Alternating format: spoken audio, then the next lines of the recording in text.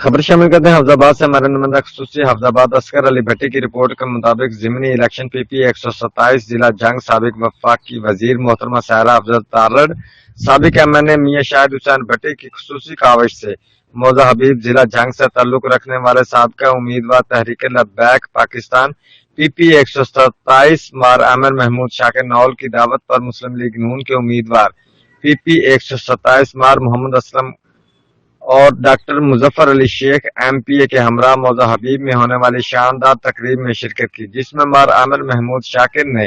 मोहतरमा सारा अफजल तारड़ को अपनी इलाकाई रवायती शाल पहनाई और मुस्लिम लीग नून की गैर मशरूत हमायत का ऐलान भी किया और मार असलम बरवाना की फतेह के लिए अपनी तमाम तर कोशिशें बरोए कार लाने का इरादा किया।